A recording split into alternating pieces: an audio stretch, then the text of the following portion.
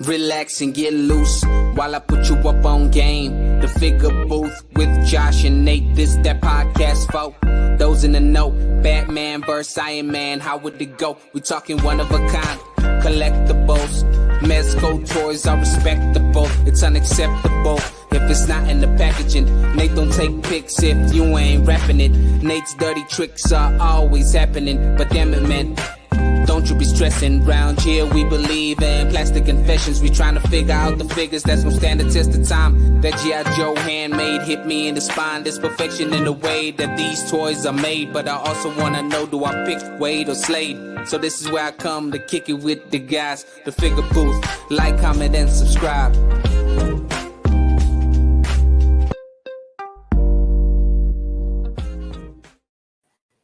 Hello, Toy Fam, and welcome to another episode of the Figure Booth, here where we talk about the ups and downs of the modern day collector. We go over pre-orders, we talk about our weekly hauls, also known as Plastic Confessions, and we do interviews with those in the active toy community. My name is Josh. I'm joined by my friend and co-host, Nate. Hey guys, this is FigureFan_Nate, and you've reached episode 58, which we're calling The Power of Engagement. You've got the power. I've got the power. Oh, yeah. I was going more Transformers, but you went Masters of the Universe. Hey, we covered all the spectrums. So if you guys Right are there. listening, hopefully, either it's Transformers or He-Man, whatever power reference. Thundercat. We'll even do Huey Lewis in the News, right? Power of love. Wow. Oh, we're covering all our bases. Everyone's included. Like Voltron. Right. We come together. We defeat the evils of the universe. I think it's a key for engagement, right? Is including everyone, making sure everyone it does feel included. And I think that's crucial. Like when we've talked about like engagement insights, some of the tips on your social media platforms, but you kind of want to go back and ask yourself, like, what is it you're trying to get out of? Are you trying to get more likes? Are you trying to get more followers? Are you trying to just increase your engagement? Are you trying to get to know your followers, or your followers get to know you? I sometimes dig how certain people that I follow, what they post on their main feed is a little different from their story. Like it doesn't always have to be behind the scenes, but it's something that has nothing to do with toy photography. Maybe it's something just a different hobby that they collect. And I think sometimes that you can get on a whole different level of engagement. Yeah, you can start engaging other people that follow you that might not know that you were into that thing, and so you post it. I don't know, say whatever the case is, you're really into football or something, or butter. Like you're starting to take pictures of butter. Go sports, yeah. Or if you're a professional cha-cha dancer or something, just throw it in the story. Let us know, and then you might engage more people that way. Like, hey, this guy does toy photography, but he's also a cha-cha master. Yeah, I like him. Yeah. No, I think we're really focusing on like how can you improve, how can you grow your audience by engaging more. You see it all the time. Everybody's like mad at Instagram, whatever changing platform. Yeah, whatever platform you're on. Right now, it seems to be very Instagram heavy, where you're seeing people share it in their stories and bring back the old Instagram. We want it to be the way it was. Yeah, and I think the reality is it's never going to be the way it was. As a company, Instagram and Facebook are trying to make money. So I think one thing with engagement that's really key that a lot of people don't think about is trying to keep people paying attention to what you're doing. So like keep them on your page, keep them wanting to scroll. To Prime's point, offer different avenues to get that same kind of information. So make a photo post, then make a story that might be a little bit different. If you're going to do a reel, don't include the BTS in your shot. So it's something that's new, like that's what I've started doing. I'll just do a photo maybe of the BTS and then make a reel of it. But even I'm not that good at it. Yeah. But I think to think that Instagram is going to go back, or these other social media platforms are going to go back to the way it was, is kind of the wrong way to think about it. You're never going to beat the system by trying to get it to return to the way it was. You're going to have to just adapt. And part of that is learning how to use it to its fullest extent so you can gauge your followers in the best way possible. Oh yeah. It's kind of a long And way to just, get to that answer. you But know, and I think like a reoccurring theme that we've talked about on the show and with guests, I think from the very beginning, you know, when we had Jay, but even every guest, especially those that talk about consistency. I think Dan, who really hit the nail on the head, where he was talking about consistency and progression, and just really looking at where are you headed to, what is it you want to get out of your social media platform. At the end of the day, it is a hobby for most of us, but then I think it's for some of us, it really gives you a sense of passion, whether it's a form of art that you're able to express yourself, or you're connecting with the whole community. You know, we have these individuals that we do interviews with because we see them as community builders or community pillars Mhm. in our world of action figures. um, and I think they have to look at their social media presence and their brand from a whole different perspective than just the average collector who is looking for that link to pre-order or looking for the latest drop. You know, it's funny because AZ Toy Hunters Guild, Mike comes to mind because he's always posting the stories of him hitting up, you know, and he's just spreading the news. And a lot of people give him kudos for that. Like, hey, thanks for giving me the heads up. And I'm sure he looks at his approach a little differently than from the average collector who may be relying on his story. And sometimes it's completely like left field. Like the other day, Bearded Build, shout out to Bearded Build, he posted some random story of the speaker haunted in his garage or his workshop, and it was just opening and closing.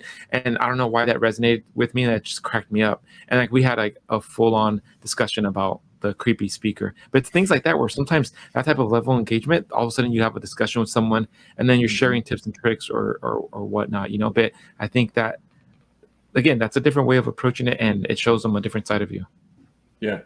No, I think that's a really good point to focus on. And it's something I've talked about with my wife a lot. Like, you know, I try to keep my Figure Fan Nate page just really strictly toys. Uh-huh. But a lot of the times when I do post personal things, I get more reach outs or like, oh, I can Yeah. relate. You know, this is funny. Yeah. Or, you know, Yeah. something I'm joking with my wife. And so I'm like, I'm talking to her about it, you know, like, should I really start posting more of my personal stuff, or should I just keep it more to the toys? And I think a lot of the times, like, your audience kind of wants to learn more about you. So they're looking for different ways to relate. So it's For like, sure. don't be afraid to share more, because you Oh might yeah. actually have a common ground with more people that way, instead of just keeping it Mhm. about the toy photography type of thing. So Yeah. even me, I Yeah. got to change my mindset around it. Like, okay, let me Yeah. open the door a little bit about who I am.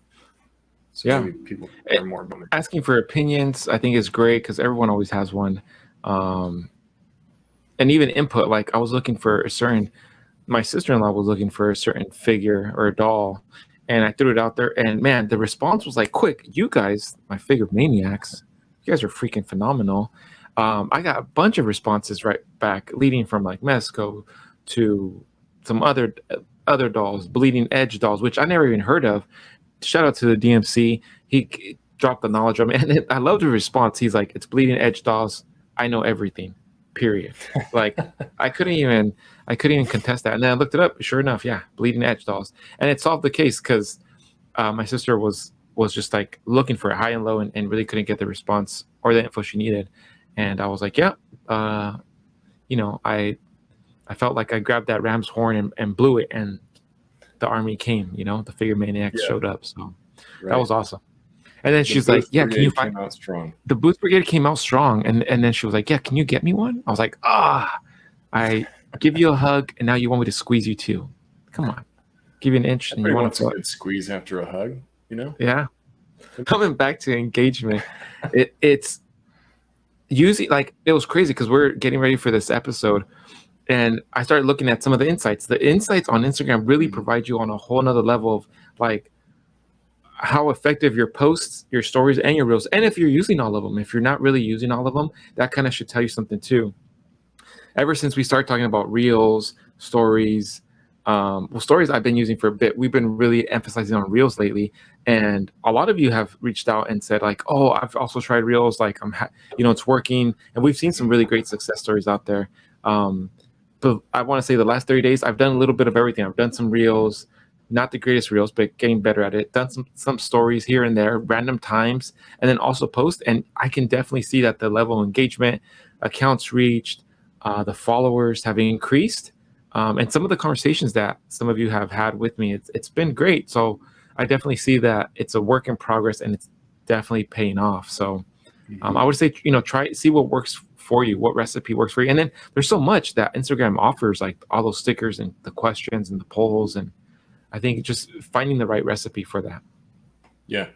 Well, and I think you make a good point too, is that it doesn't always have to be about the quality. And that's hard for me to wrap my head around.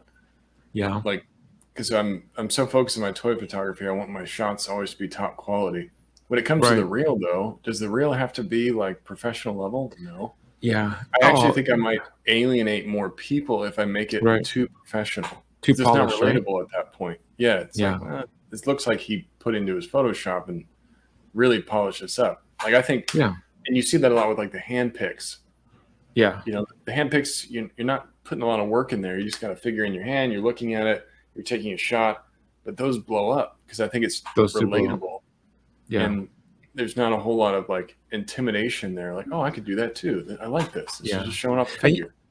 And you see some of those reels that do blow up, or even some of the stuff that's trendy right now, it's like the simplest stuff. It's the things that most of us can relate to. Like, I've seen some stuff where I'm just like scratching my head. I'm like, what? This took zero effort. But maybe that's why it's so enjoyable, because it's easy to do. And like, hey, I can do that too. I'm going to do it. Right. No, I think consistency is really key. Dan Hu told us about that a lot, but we've said it ourselves that being consistent. We said it first. Damn. Yeah. Well, yeah, he's going to give you a pow right in the kisser for that one. Yeah. But I'm kidding.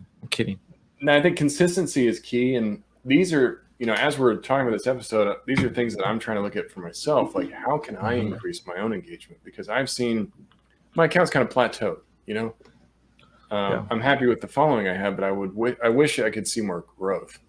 And back in like maybe 2 years ago, I used to post like pre-order alerts. I used to do unboxings. Yeah. I did other stuff other than toy photography, and I feel like I got more growth that way, probably because it was more relatable. And then I felt like that was getting over flooded. Like, I felt like too many people were doing the same thing. So, okay, let me get away from that and do just toy photography. But now I'm only offering one type of product on my page, which is toy photos with the occasional reel. Yeah. I'm not really encouraging more people to find me because my follower base might really appreciate what I'm doing. But now other people are discovering me because I'm just kind of doing the same things over and over again. So I think it's like the method of insanity. If you continue to do the same thing over and over again and you expect different results, that's insanity. You got to switch it up. You got to offer something new because people get tired of the same old stuff.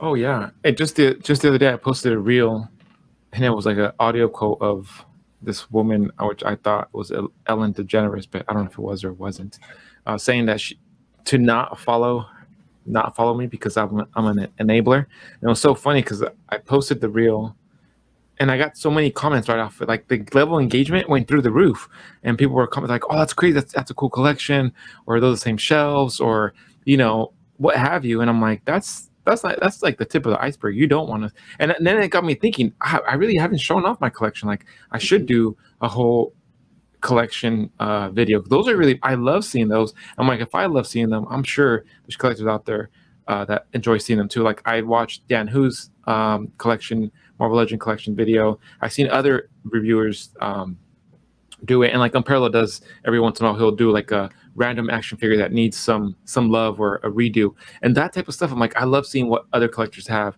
I'm like, I should do the same. I have so freaking much that I think that, again, that new collector, that first time collector is gonna see and be like, damn, I need that figure, or that's what I want. That's what I want to strive for. And it's great. I think that reel kind of gave me a insight on that, where I was like, oh, this is not my collection. This is just what sits behind me while we do our episodes, and it's kind of just what I just recently unboxed. My collection's a little crazy. It's where I need to trim the fat on that. Well, and that's relatable, though. The fact that your collection is crazy, it's very relatable. We talk about it all the time. We get people that are like, yeah, I've got the same problems, So it's insane. The fact that you're posting it and you're talking about it, it starts its own conversation where people want to reach out because they feel like, well, this is a common ground that I have with Prime, and maybe I'm wanting to talk to him, and now this is something I feel like I could talk about and really start relating to him a bit more. And I think one key to engagement, like I talked about, is keeping people on your page, coming back for more. The longer they stay on the page, the better. Yeah. And also engaging with those followers. Like when we talk about engagement, I'm talking about it's gotta be an equal give and take. Oops. Dan Hu's really good about engagement. He says this a lot. It's not about the size of your following, it's about the engagement of your followers. Yeah. So you might have a small following, like, take the Figure Booth, for instance. We only have 320 subscribers, but if you look at our view counts and you look at our comments, our engagement's pretty damn good. I mean, I'm pretty happy with it because even with that, you guys are killing it. We're still getting, 200 to 300 views per episode. We're getting a lot of comments, and a lot of that credit to you guys that are listening to us. We really appreciate that. But that engagement is so important. And that's something that we want to continue to foster because we're really here for you guys. We have to think about your audience is your customer. And it sounds cheesy, but that's true. Like, and you build really good relationships. Like for example, most of our videos that we put up on YouTube, we do get a handful of comments. We get like anywhere from 10 to 12 comments. Granted, 9 of those are from too many points of articulation, but I freaking love the dude. Like we've had dialogue back and forth, and I'm like, this guy's commenting like 10 times in one day. Like he must run back and forth and like, oh, I got, just leave us one big ass comment. Or I love it. Just give us 50 comments. Like he must get more ideas. But again, it's the level of engagement where others see that like, hey, we're responsive to encourage that type of commodity where it's like, hey, we're all on the same. We're all enjoying the same hobby. At the end of the day, we all love what we do. Like when Too Many Points of Articulation does his podcast on Saturdays, and the Lost Collective, The Lost Cause Collective, and they cover everything. This, by the way, yeah, I know they cover, but that's like when he puts up his comic slabs. Man, I used to be a hardcore comic collector. I'm not so much, and I'm totally out of it. But I love seeing my racks and racks of comics that I used to be at one time. So when he puts his more current stuff, I'm like, damn, I should try to look into getting back into comics. But for now, I enjoy it through his posts. Again, it's that community that we're building. And I love that camaraderie that it's like he comments on our stuff. I see his post, and now we have a great followship. We went from beef to bromance, and like now we chat on a daily basis. And it's freaking awesome. Like again, it's like somebody a year ago I didn't know this guy. Now like we're exchanging pictures and ideas, and it's awesome. It's awesome. Yeah, I feel like that's the theme with you, Prime. You start a friendship, and then you immediately start the beef. It's like Prime's way of showing love. And then it turns into bromance. Yeah, if you have beef with Prime, there's a good chance he probably really likes you. But if you don't have beef, if you're not talking to him, you kind of want to strive for beef, right? Yeah, you need beef with Prime. That's how you know you're in a good spot. But yeah, I mean that's a good comment because there's been a lot of people I've discovered just through the podcast from the people that are so active in our comments and during our lives. I'll make it a point to try to go and see what they're doing in their page. And I think that's really important too. Yep. Make it reciprocal, Yes. As people are promoting you, promote them back because, that shows the appreciation for one. It shows that you actually have genuine interest in what they're doing and that you want to help them by trying to promote their page. And that can really mean a lot for somebody that doesn't have a big following. If you just share it in your story and you tag them and you say like, you love this post or, whatever it is, it's those small little gestures that take us like,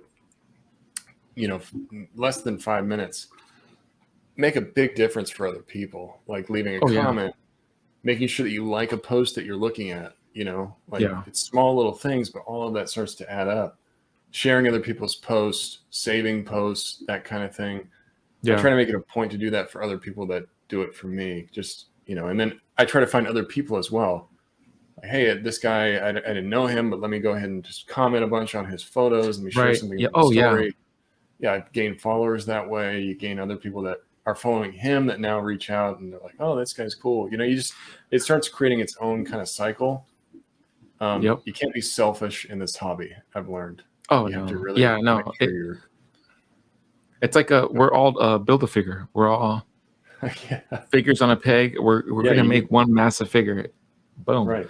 And that's the crazy part where you really like what's the intent behind that engagement. You want it to be genuine, because if you're trying to get something out of individuals or you're looking just for your own cause, I think most of us can see right through that. Yeah, And really, like the awesome thing of us doing this is, yes, we have a small fellowship right now, but I think we're creating a movement. And all of you that show up on a daily basis, whether it's our live or tuning in on our audio podcast and sending that feedback, it's crazy that on a weekly basis, a lot of you are sending us feedback, giving us kudos, giving us ideas. Star Marvel gave us idea for an episode that we've done already in the past, and hmm others too. You guys DM us on our Figure Booth page on Instagram, and that's the thing, that it takes a village to really create that movement. But without you guys, there's no movement, right? Um, right. and the intent, though, it's like you guys are helping us define our purpose, and it's really serving the community first. I mean, that was the whole idea behind the budget dials. That was the whole idea of the Nasty Nate's dirty tricks. It's just like, hey, how can we help modern day collectors? How can we help that first time collector, or that collector that's been in the game for a really long time but is looking to make a switch into a new hmm line? Or photography, it's, to me, it's mind blowing that sometimes there's a lot of us collectors out there that we've never taken a really, like, a what you call a toy photography picture. Like, we've never taken an actual picture. We've taken pictures of our collection, and I was like that type of collector at one point, where I had all my stuff mock, or Ernie, as some of us refer to it, and it was just sitting up on the wall, and I never took a picture of it. Then I started learning hmm about all the stuff, but that was through, again, engagement, Right. and a lot of it's like, you see Kevin comes to mind. He's a huge, I would say, like a huge example of a level of engagement, where he's constantly doing giveaways. Yeah. He's always in your face in a good way, where he's either doing lives or stories, the Butter Nation address, like that, all that type of stuff, the Discord. He's always giving back, and I think that's a consistent message with Kev, is he's always giving back to the toy community. And to me, I'm like, man, that I take that page out of his book and make sure I carry it with me, always remembering, like, I need to give back to the toy community. Yeah. I think you gotta stay humble. No matter how big you get, stay humble and realize who got you there. Yeah. Oh yeah. Recognize the people that made it possible. And I agree. Kevin's really good about engaging that community, having people on that are probably very active in his chats a lot of the times. Yeah. He's even exposed me to people that I wasn't aware of. So yeah, Oh he's yeah. great about doing that. And I think that's something that a lot of people that, whether you have for toy photography, or if you're just trying to be a promoter, or you're just like a Mike AZ Toy Hunters Guild, don't be afraid to like tag those other accounts and engage with them as well. Because that will come back to you. That's like that karma coming back. Oh yeah. Like, you're not going to get it unless you give it, that type of thing. Yeah. I think part of that is also just finding creative ways, like you talked about, to add that content. So Mhm. rather than just doing photos all the time, maybe make it a story next time. Yeah. Or you get a new figure in the mail, rather than doing an unboxing post, do a live, switch it up, like make Yep. it a little bit more random, to keep Yeah. people on their toes, so they keep checking back, like, what's Prime up to today? Let me see what he's doing. He's doing a story post. Yeah. Is he going to go live? Is he going to do a photo? Like, I want to see what he's going to do. Let me just kind of hover around his account. That's that crazy kind that of you thing. mentioned that, because I've been thinking about doing more lives on my IG.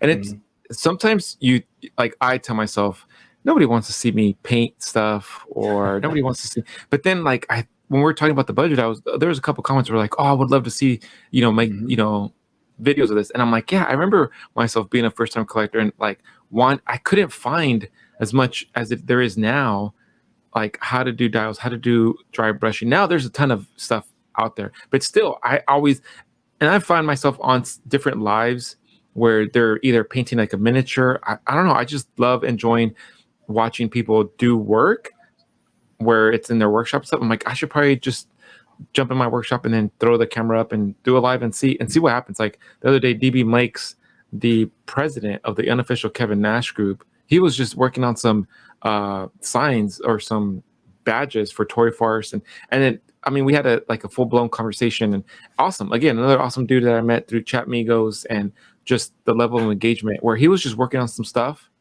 and just showing it, and I got a kick out of that. So that was a reminder to kind of like, hey, think about the audience that they're probably gonna find some type of benefit from this. Right. Yeah. It's funny how much people might actually relate to something like that. But I'm the same way, where I'm my own worst critic. Where I'm like, nobody wants to see my personal life. No one wants to see this photo of my dog, or me I want to working. see a picture of your dog. Yeah, like me painting or something. Like, I'm not going to share that, but maybe I should, because it's probably pretty relatable, and people might just want to know, like, hey, what's Nate doing today? Like, what's what going on in Sharpies his does life? he use? Oh, he does, and they're like, he does use Sharpies. What? Right, I'm doing eyes on a figure. Like, you want to see the Sharpie process? Yeah, I'll show boom, you. side eyes, and they're like, oh, that's why Toddy Max Figures has all the side eyes. Right, there used to be an eye there, and now there's not, because I touched it. It's just a black spot on the figure's face. But yeah, just stuff like that. Like, don't be afraid to share those types of things. I think a lot of people want to see that. And I think also make sure you're interacting with the people that interact with you. So, like, what I mean by that is responding to comments. Yeah. Even if it's a simple thank you or something like that, just make sure you're acknowledging that you saw the comment, that you appreciate the comment. That's going to get people to want to keep doing it again and again and again. But if they comment, you never say anything back, you never comment on their stuff, you might see that guy eventually disappear from commenting on your stuff, because you're not reciprocating that back, or at least saying thank you. Like, he doesn't even know if you've seen that comment, if you haven't even liked it or said anything back to it. So respond. It's a good way to start a conversation too. So, like, somebody says, like, oh, what dial piece is that? Oh, this is where that's from. Oh, cool. Do you know anything else that's like that? You have like this conversation that's going on, then you start a DM with this guy. If somebody's asking you a question, like, don't shield that information, just try to share it, because people are asking for a reason. You're the expert. And I try to do the same thing, where if I see a post or I like something about that post, I'll say specifics, not making a generic. Like, nobody wants a generic, this is great. Yeah. Okay, that's cool, but that's basically a like for me. And even meat. And even across different platforms, just on our most recent live, we shared that stop motion video of Astro Kaneda, right? And he had posted it in the Menisco 112 collective group in Facebook. And I went in there, I'm like, dude, when I first saw this, and I first saw this through Grime City, shout out to Grime City. Then I went and I instantly followed him, because I was like, this is freaking amazing. So I told him, when I first saw this, I shared it on my IG, but I'm going to talk about it on tonight's live, which was this past Monday. And then him and I went back and forth, and he's like, oh, wait, what's the figure booth? I'm like, this is my, we went, shared the link, all that stuff. And he's like, awesome intro. I just subscribed. Like that, again, that type of engagement. Like he posted something up in the group from the get-go. It was freaking phenomenal. I showed it some love. I shared it on my story. We shared it on the live. And then he went back and he subscribed, and he gave us kudos on the intro, which we got to work on. But again, full circle, level of engagement, and then something there was established. I followed him, he followed me, and it was on a whole different platform. Like, it was crazy, Facebook. And then you start to kind of like connect the dots, and it transcends to all the other ones. There's some relationships that I established on Instagram, and they've carried over to Twitter, because those individuals aren't as active on Instagram, and they just found a better community on Twitter. And to me, it's just like, it's again a constant reminder that there's a plethora of collectors out there, and they all choose their own hub. It's all Twitter, and there's a bunch of different collectors that I engage with that I don't see on Instagram, and I just see on Twitter. I recently started becoming more active on Reddit. Again, another whole level of just like all these collectors, like, wait, who's this guy, newbie? And then somebody will pop in like, oh no, that's Prime. Like, it's that one guy that's active in all the communities. And I lately been more active in the Discord and the Reddits, and it's crazy. It's a constant reminder of like, there's plenty of us out there. We're never alone. Right. Yeah. I think that's a great point. And one thing I want to focus on that you talked about on earlier is the Instagram insights. I think so many of us, and I'm included into this, and slowly transforming away from it, but like, Yeah. don't be so focused on the likes, because that's like a Yeah. small part of engagement. Yeah. And if you look at the Instagram insights, there's no likes anywhere on that. You have to dig to find the like Yeah. information. It doesn't show you any top stats like total likes is plus 20% from what it was last week. It's not anywhere on there. It's looking at how many accounts have you reached, Yeah. what's the level of engagement, and what's your follower count, has an increase or decrease. Those are the things that represent engagement, Right. is the reach. So when you're looking at that stuff about the posts, it'll count how many people have seen that post. That's what Instagram cares about, if you think about it. So like whatever they're representing in the insights, that's what they're tracking themselves as part of success in the app. So that's what you need to start remembering. Like if you don't want to see the like count, just hide it. Nobody cares. It doesn't make me less or more willing to like your post if I see a like count or not. I think if you have a like count, you're more probably susceptible to comparing yourself to other people, not considering follower count and stuff like that. If you have, let's say you only have 1,000 followers, but you're getting 10 comments a post, that's pretty damn good. You're getting a lot of your followers that are engaging and seeing your stuff. And that's what you can track with engagement. So get away from this old mindset of like just likes. Likes is it. Yeah. Likes is everything I'm going to define myself by, because that's the wrong way to think about it. That is not the future anymore. TikTok, it's so successful because of the amount of reach that you can get from TikTok. And I think that's why Instagram is going towards that Reels page. I've done this myself. I can watch Reels and keep scrolling for like 15, 20 minutes. I just wish they were on autoplay, that someone scroll for me. I just want them to keep going. And from Instagram's standpoint, they're like, this is great. We've had this guy sitting on his app for 20 minutes watching Reels. 20 hours. Like, photos don't do the same thing, unfortunately. Photos are great and it's awesome for art. Yeah. But you're not going to sit and look at a photo for 20 minutes. No. You're going to like sometimes it. you watch a reel like 2 or 3 times, right? Exactly. Especially if it's like so random. You're like, why is Nate doing hound dog in a food court? Like, you ain't nothing but a hound dog. Right. Stuff like that. Like you just want to see it like, wow, this is I'm like, oh wait, was that Nate? Was that Nate doing hound dog in the food court? Let me watch that one more time. Did he take his shirt off at the end? Oh, and he took his shirt. Let me watch that. And next thing you know, it's like 3 hours later. Right. Yeah. I've caught myself doing that. And you have to realize like that's what's working. And that's why there's so much focus there. That's why Instagram's never going to go back to the way they used to be. Because for them, success is keeping you on the app as long as possible. So when you think about that from your own accounts, keep them on your account as long as possible by offering diverse content and lots of content. I have a struggle with this myself. Like, how am I going to keep offering more content? Because there's no way I can do a toy photography post every single day of the week. I just don't have time in the day. So I've got to start switching it up. Let me do unboxings. Then we do a quick reel of me going out to the mailbox and getting a new figure and getting excited about it and throwing it on the table.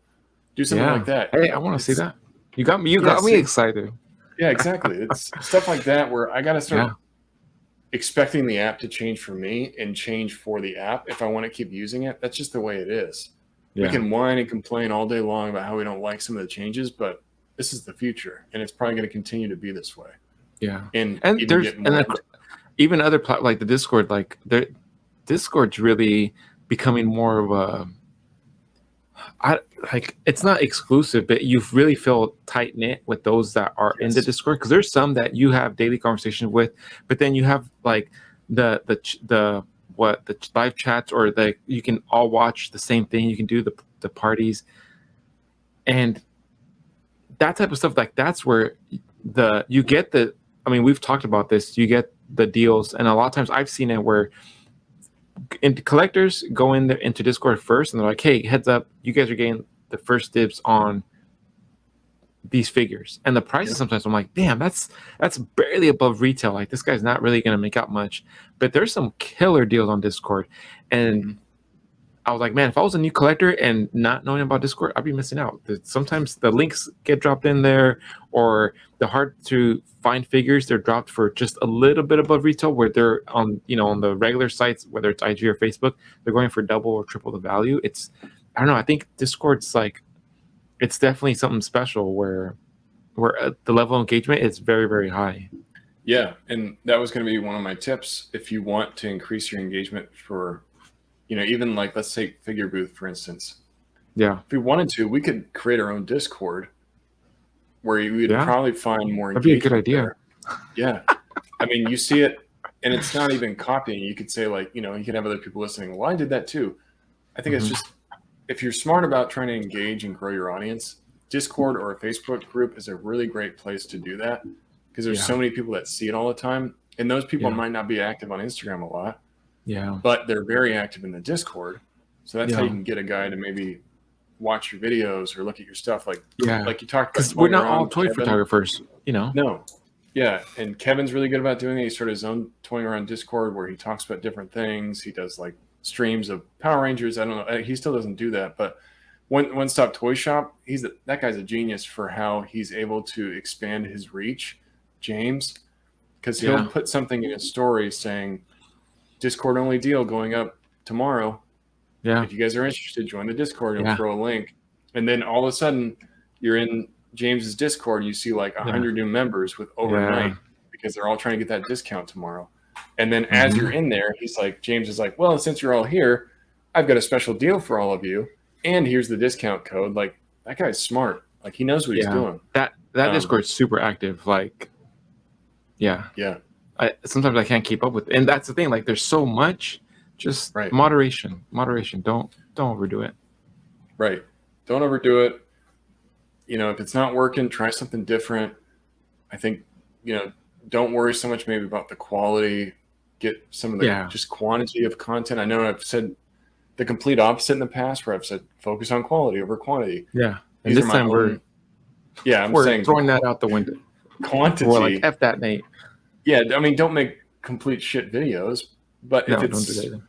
If you're just doing something that's random and you're just having fun with it, nobody's going to expect that it's going to be professional. If you do like a toy reel that's a behind the scenes, maybe they might expect that to be a bit more professional. But I don't know. It's something I see so much, and I know we've talked about on the podcast a few different times. And I know there's a lot of people out there that are just really fed up with Instagram and debating on leaving. But unfortunately, you leaving the app is not going to do anything to change the app. Yeah. You're just going to miss out on something that you could really try to just be a part of it, be a part of the game. Like, play the game or don't play at all. And the crazy thing is, like, we were not really trash talking reels, but we're really resistant or hesitant to jump onto the reels, right? And the last 30 days, or even the last 90 days, I've done a little bit of everything, like story, all three components. The only thing is the lives, which is just I still sometimes find myself, I'm too busy to do it. But if I was just to, while I'm working, throw a live on. But I'm seeing, like I mentioned earlier, I'm seeing the level of engagement has gone up, the level of followers, the level of accounts reached. It's all a plus. So to me, that's saying, hey, you're doing all these additional outlets that Instagram is allowing you or giving you the tools to do. Why not do them? Right. And one thing I found out, just to, we won't talk about this too much longer, but one thing I found out about Reels is that if you reach a certain follower base and you reach a certain view count, Instagram will start to pay you for Reels. Oh, wow. Nice. Yeah. So they're paying out if you reach a certain, I think it's got to be a pretty large amount, but like that's a way to try to 1 incentivize million. people. Yeah, maybe 1 million views. It's going to be a lot because Instagram's not going to give away money for free. They're going to for 100 views. For it. But if you could make like an extra $500 or over the year, just over having high viewer count, I mean, that's easy money, right? Yeah. So it's like not the worst thing in the world. No, especially if it's just a real, you're out there doing hound dog with your shirt off in the food court, like you just pay for your meal, right? Seeing the wife scream at you, like, "What are you doing? You're embarrassing me." This guy. Yeah, but yeah, hopefully that helps you guys out. It's something we might revisit in the future. If you guys have like thoughts, comments, tips, and tricks for other people when you're hitting the like button on this show, make sure let us know. Leave a comment. Yeah. What are your guys' thoughts? You guys are liking what you're seeing. You guys appreciate the value that we bring to you guys. Make sure you like and tell us what's your level of engagement. How do you ensure that your level of engagement is meeting your expectations? Are you getting the most out of your social media page and everything that you put into it? Right. Or if, you have like an open conversation. It's a great way to like get similar ideas from other people, because I'm sure there's a lot of you out there that are feeling the same frustration that we're talking about. Yeah. And the more that you talk about it, the more you can see how relatable it is and how much everybody's dealing with the same thing, and just really kind of trying to change the way that we use the app. You got to change yourself, because the technology itself will not change. But if you change, maybe you can take advantage of it and not be so pissed off all the time about how it's changing, that type of thing. Oh, yeah. Cool. Anything else you want to talk about that before we move into our next topic? Time to switch the gears. Switching gears, we're going to go into pre-orders. Now, been a lot of pre-orders since SDCC. A lot of news. We're not going to cover everything that we covered already in our live. We're going to talk about some of the newer stuff. Like we didn't cover Hasbro. Right? Yeah. None of the new reveals from Hasbro. So let's look at like the MCU stuff. I'm sorry, but like that day one, I saw the Moon Knight stuff and the Ultron bath. That was to me, and I saw a lot of the theme was consistent. That was a huge disappointment. Like they looked really, really bad. I don't know if like the plastic or I don't know, but the Ultron bath, the Moon Knight in the suit, the Hawkeye set, like that just looked really, really bad. Oh, you're talking about the What If Ultron, Marvel Legends? Right? Yeah, the What If Ultron. Yeah, that What If Ultron, that looked not what I think I was expecting seeing it from the What If series. And I saw a lot of comments all across different social media platforms, whether it's Instagram or Facebook. Everybody was ripping Legends, a whole new one on that wave. Like that Moon Knight that they had, one, the pose wasn't good because then the jacket he had on, obviously it was like a vest, but it was horrible. It looked really, really bad. Out. Yeah. It seemed like a rushed showing. They're like just trying to show off as much as they could. But I felt like they had some really good stuff in the tank already. Yeah. And then you start seeing things like the Ultron bath, and you're like, I don't know about that. Like, I hope that changes before final production. Like, it's too much content. Sometimes is a bad thing because you're not focusing so much on the individual stuff. You're like just trying to pump it out. You're like, well, this might not be complete, but let's just show you what it looks like. That kind of thing. That can kind of have an opposite effect when you're talking about like a product company. But there was one I really did like. This retro beast. Yeah. The best part about this is that they gave him a closed mouth face now. Mm-hmm. And they gave him a lab jacket. And the glasses. And the glasses. Like, I'll be curious to see how that jacket looks, because you can already tell right here, like, that looks a little big. Yeah. And the fact that it is a Marvel Legends, like, I'm not expecting this to be a Mezco quality jacket. The fact that they're doing soft goods is great. But the closed mouth, that's awesome. But his eyes are still white. Like, you can't see it because of the glasses, but I would have appreciated like some pupils or something, because I saw the head sculpt on. See, it's the eyes are still white. I'm like, where's the Hank McCoy behind there? Yeah. Right. Yeah, I didn't notice. I think this is great. I wasn't too like, oh, Beast. Like, I have Beast, but do I need another Beast? No, I'm good with my Jim Lee. I don't need the lab coat. I think I have one from the Toy Biz Miss Fantastic. But for all the other collectors, I know there's a bunch of people that missed out on them. Like, I'm like, kudos to Hasbro for re-releasing the retro one. If I was a huge like Legends collector, or I'm a huge X-Men, but not enough that I need a second Beast, I would definitely grab a second one. But this is awesome. Like, this is what all the fans wanted. And to me, it shows like they're listening to their fans. Beast is hard to get. Don't pay the scalper prices. We're going to give you even a better Beast. 2 head sculpts, the soft goods, the Dr. McCoy, scientist version, and then you get your Jim Lee Beast version too. That's cool. This is a very positive win for the Hasbro team. Yeah, I really like the X Gene little vial down here too. That's awesome. You can see the name on it. Yeah. People, all the collectors were going crazy for this one. This one and the Scorpion one. Yeah, the Scorpion was gonna be the next one. Yeah. Scorpion looks really good. Yeah. I'm kind of pissed that I got the other freaking Scorpion. Like, this is the one I wanted. And to Yeah. me, I'm like, okay, if you guys are gonna do the animated series, which I'm a dummy for not just holding back, but it looks like it. Just tell me, hey guys, we're gonna do the animated series. And that's it. I don't need to know the characters. As long as I know you guys are doing the animated series, I can hang tight and not pick up every single. Because I got the other freaking Scorpion, but I would rather have this one. Mm-hmm. That's what pissed me off. I think that's a good point, because you're not really sure how deep they're really going to go with this retro line. Yeah. But from what we've seen in these most recent reveals, I feel like they're going to go pretty deep. So if you're looking for a specific figure from the animated show, to Prime's point, maybe just wait to see if it comes, because like I think we're going to get an animated Vulture at some point. Yeah.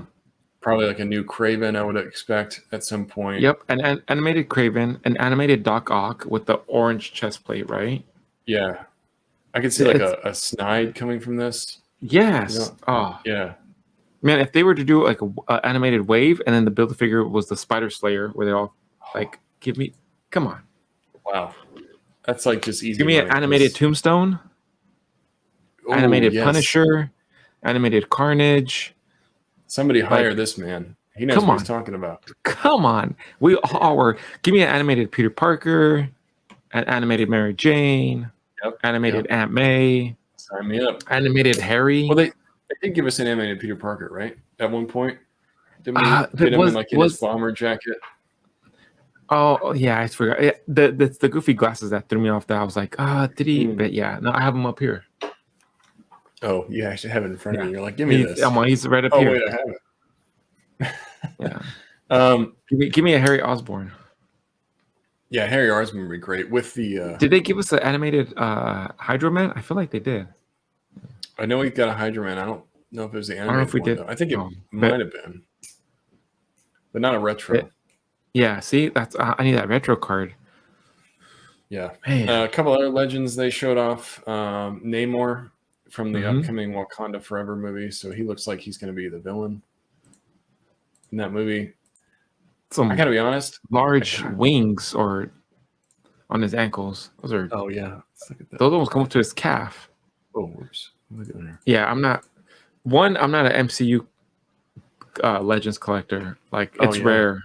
Yeah. That is weird. And those are huge wings. Those are Those are huge. I didn't really notice it until you pointed it out. Those come up to his calf, almost like his knee. Like he might trip over a wing. If those wings aren't back, he's gonna trip over one of those wings. I don't think Namor's wings were that. But you know what? They've always made him with like small wings. But is he supposed to fly with those? If he's supposed to fly with those are supposed to be pretty big, right? Yeah. Mm-hmm. But then again, if he's in the underwater, why does he have wings? How good are wings going to do underwater? I don't know. It's mind-boggling. Yeah, Namor is one of those characters that just doesn't make a lot of sense to me when I think about it. I'm like, shouldn't they just be fins? Yeah, they should be fins, like feathers. Like what? If you wet a bird, I'm pretty sure it's not going to be able to fly. Right. Yeah, feathers aren't supposed to get wet unless you're like a duck, where it has like But if he's a duck, what's he doing underwater? We're getting deep in this combo. Namor is part duck, and that's how he goes underwater. I would prefer a more comic version of Namor. I don't feel like he's big enough. Yeah. I remember Namor being like big, beefy dude. Yeah. Yeah. We won't go too deep into these, but we're seeing this new Black Panther. Who do you think is going to don the suit in Wakanda Forever? Who do you think it's going to be? I don't know. Obviously I think a lot of people want or request like Michael B. Jordan to be just, taking over Black Panther, but I don't know. Are they going to recast him? Are they going to introduce a new Black Panther? Well, they really put themselves into a corner with Black Panther 1 because they kill him off, he dies at the end of that movie. Yeah. So I don't know. I feel like it might be his sister. Yeah. That ends up being, because she's when you look at these figures, she's the only figure that doesn't pop up. You don't see anything of his sister. You see this white version of Black Panther watch. I don't know anything about this. Hatut Zeraze. I don't know who this is. He's got comic background, but I feel like one of these is probably his sister. I don't know. It makes me think about like what we're gonna see. Yeah. But yeah, we just wanted to talk about Legends. There was the Mafex Starlight. If you guys missed that went up. Now that we're seeing how deep they're going with the boys line, makes me a bit more intrigued to get this, you know? Yeah. This does look really good. And the Billy Butcher and Homelander are kind of hard to find now. So if you want the Mafex Starlight, now's the chance to get it. Because there's a good chance when she comes out, you probably won't see her. But again, that's true. I wish there was like a teeth grinning face. Yeah. I feel like it's missing. That's as mad as she gets. Going back to Legends, the Retro Apocalypse or the Marvel Select Apocalypse, a lot of people have been like, I think the price point is just, I think the Legends is more, $39, and then Marvel Select $29. Which is crazy because two different color schemes, but the Marvel Select is going to be bigger than this one. Mm-hmm. And at times I'm like, I almost need both because one's the Retro and one's a Marvel Select. But I don't know. What do you guys? You guys let us know. Which do you get both? Do you get one or the other? I don't see the Marvel Select on here. Oh well. Just type in. Yeah. Yeah, I know what you're talking about though. Like, yeah, I feel like I love that Retro card. I have issues with the veins on the biceps, but the color and the size of him. I mean, he's the bath. It's a good size, but it's the colors that really get me. Yeah, those veins really do seem odd. It seems like they're using Hercules arms here. Yeah, I'm like, this reminds me of Bane from Batman and Robin. Yeah, I'm like, and that's why I like the Marvel Select one. It seems a little bit more accurate. He's slimmer, but I like this wider approach to Apocalypse. But man, bang for your buck. I think the Marvel Select, it's going to be a bigger figure. And lately, they've been killing it. Like that Titanium Man, he's a phenomenal figure. But the Marvel Select Apocalypse, his head sculpt's on point. The accessories are on point. Good price point. He might be the one to go with. Yeah, I couldn't find him because he's already sold out. Wow, that is crazy. Look at that, and see that right there. That tells you a lot. Figure from Toy Biz. Yeah, that tells you a lot right there. Look at that. That looks great. Yeah, it's a 9-day difference, man. Yeah, way different style of figures here. Yeah, and for $30, I'm gonna get the Select. Like that's, and I can't get it from BBTS now because they're sold out. Great. Yeah. Entertainment Earth might be able to help you out. Help me, Obi-Wan. You're my only help. That's crazy. That's already sold out, though. You don't see stuff sell out that fast. No. But yeah, I feel like Marvel Select's production is also not nearly as high as like a Hasbro. That's probably why this stuff is a bit more rare. But they've been stepping it up. I'm telling you, the Titanium Man, freaking phenomenal. And the Rampaging Hulk, another awesome figure. Yeah, you really like those. Yeah, they keep coming out like that. Like I'm gonna be buying all their figures. I gotta be honest, especially the big boys. I haven't picked up a Marvel Select. Rampaging Hulk was my first one, and a long time since Colossus. And then after I got Rampaging Hulk, I was like, oh man, Titanium Man. Like all credit to Unparalleled because I saw his review. I'm like, I gotta get Titanium Man, and man, yeah, I freaking loved it. Yeah. Well, get yourself the Marvel Select Apocalypse if you want it because it's going fast. Sir. All right. Ending pre-orders, we will move into Plastic Confessions. What do you got this week, Brian? We get a token. Token time. Well, I'll make it up for you. This actually just arrived this afternoon. Oh my god. Mezco Wolverine, baby. The Mezco Wolverine. That's awesome. This packaging is primo too. Oh, looks phenomenal. Yeah, I mean, this is, like PXs used to come in tins like this, but this seems like a nicer tin. I don't know. It just seems a bit more premium when I got it. I was like, wow, this is not just your basic tin. It's actually got a lot of... that tin, you're going to take your lunch to work type of tin. For real, though. I could use this as lunch tin. You're going to slap down and then play break. We're going to be like, here's my Mezco lunch Wolverine tin. You guys don't like it? Get a thermos with it. Right? You don't like my lunchbox? You can leave. I also got, starting marble. I went to that Epic Toy Show this weekend, which was local. Oh yeah. Okay. And I found the 20th anniversary cap. Damn. I'm Below jealous. retail. What? It's crazy. Great price. Yeah, the guy was just Yeah. like, all right, give me this much. I was like, oh, sure. That's awesome. So I couldn't pass it up. Cap looks Nice. great. I've been Yeah. debating letting go of my Mezco. So I wanted to have a good cap, and it's got to be It's a one of good the best cap. looking caps I've seen in a long time.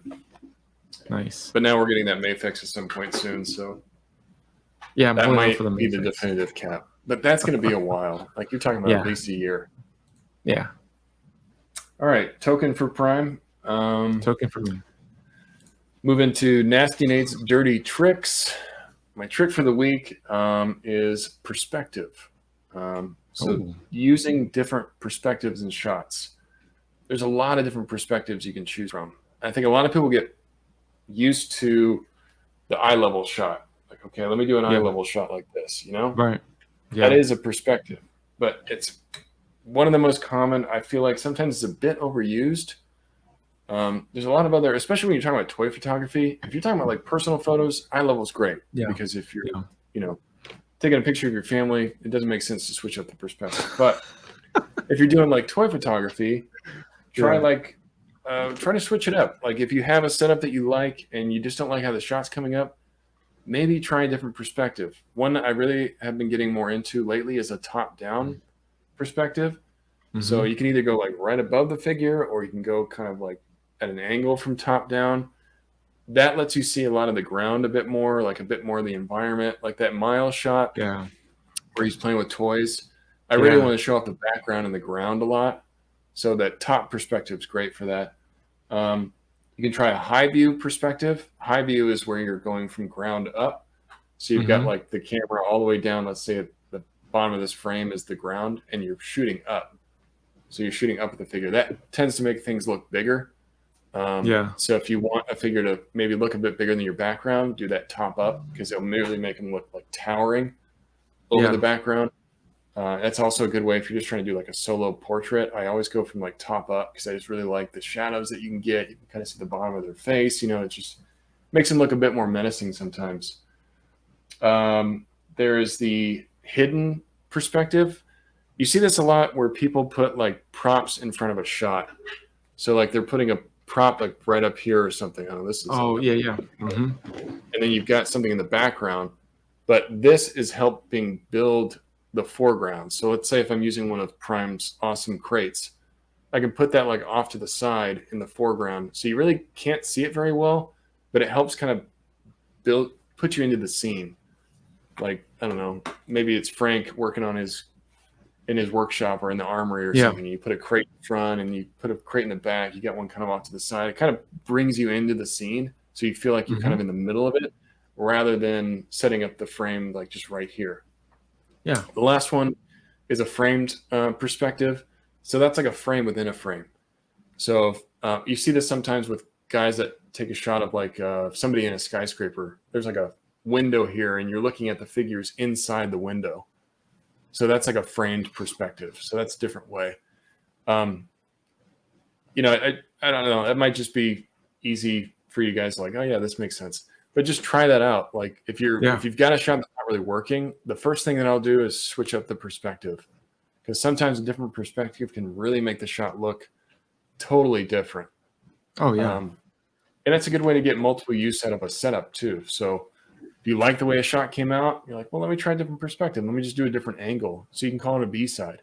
But like me and Prime were just talking about adding more content, that's an easy, quick, another toy photo I could give you that gives you just a slightly different perspective of the same exact shot, but it can totally switch up the way it looks. So hopefully that helps you guys out.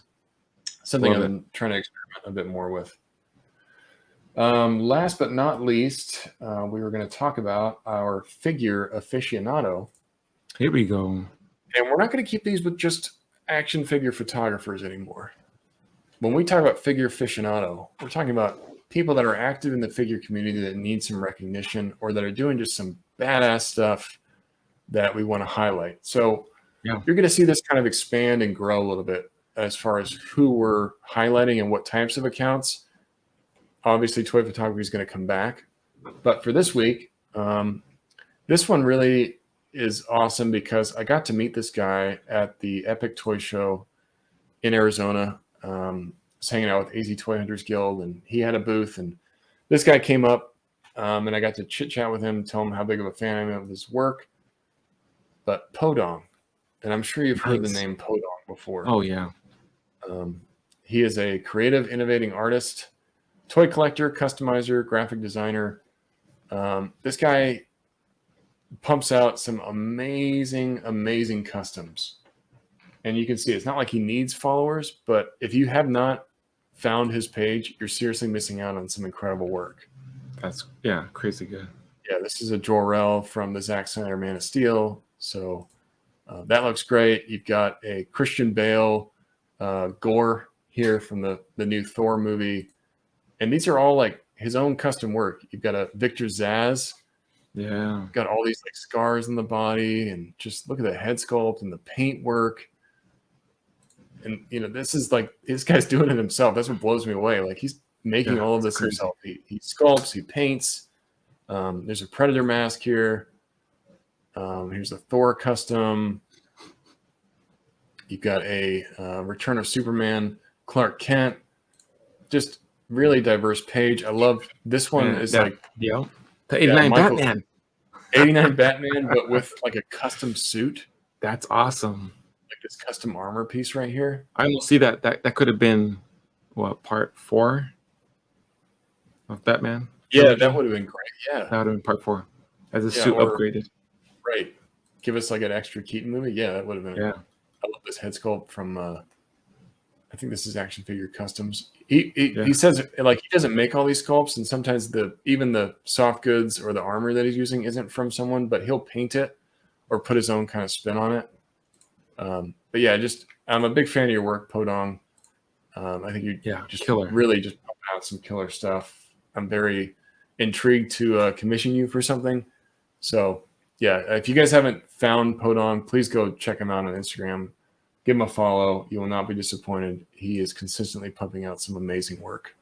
Yeah, that's awesome. That's awesome. You got a chance to meet him. Yeah, it was really cool. I just love going to conventions for that very reason. Just getting to put a face to a name and talk to them and like tell them how big of a fan I am of their work, and just kind of relate on a different level. It's awesome. Yeah, I love for sure conventions for that reason. But yeah, man, I think that's it. That's it. We've come to another end of another episode. Hopefully you guys liked it. And if you did like it, make sure you hit the like button. Make sure you leave a comment. Make sure you spread the word. We are relying on you guys, my figure maniacs, to spread the word. Get us to at least 1,000. That's our goal. Let's hit 1,000 subscribers on YouTube by the end of the year. That's what we're striving for. And then we can bring more content, more stuff that you guys want, more stuff that you guys will like, hopefully. And at the very end, you can always keep up with me on Instagram, Facebook, Twitter, and TikTok, all under Prime to the First. Absolutely, guys. If you're listening and you're not subscribed, make sure you subscribe to the Figure Booth. It really helps us out. Tell a friend to subscribe to the Figure Booth. Tell your mom to subscribe to the Figure Booth. Yeah, tell your mom. Tell your kids to subscribe to the Figure Booth. The more subscribers that we get, the more content we can provide, the more that we can grow our own audience. And that is what we're trying to do here. So if you identify yourself with the Booth Brigade, the Figure Fanatic, Primes Privates, or Nate's Nard, or our newly created cereal booth, clang them spoons, everybody. Clang them spoons. Let us hear you. Spread the word about the podcast. Hit the like button. Leave a comment below. If you want to support the podcast even more, check out thefigurebooth.com. You can get t-shirts like what Prime is wearing right there. We've got our t-shirt designed by Adam Gons. We've got Spreading Rumors and Starting Beef. We got all kinds of stuff on there. You got Prime all kinds of shirts. We got our original Figure Booth, which is not actually a booth shirt. You guys can support the podcast in a different way and represent it. So as you're walking down the street, you're like, damn, that's a cool shirt. Where'd you get that from? I got it from the Figure Booth. Go subscribe. Yes. And last but not least, go check out prime-arcade.com. If you have missed it, I think he's got, by the time this goes live, you probably have already missed it. But you've missed it. Hopefully you guys got your hands on a budget dio. If you they'll be up on my site. Yeah, they'll be up on Prime's site, prime-arcade.com. You can get it there. While you're there, grab yourself an arcade and just check out everything he has to offer. A lot of cool stuff. But yeah, you guys can find me on Instagram, TikTok, Facebook at figurefan_Nate. We appreciate you being here. We'll see you guys next time. Till next time, guys.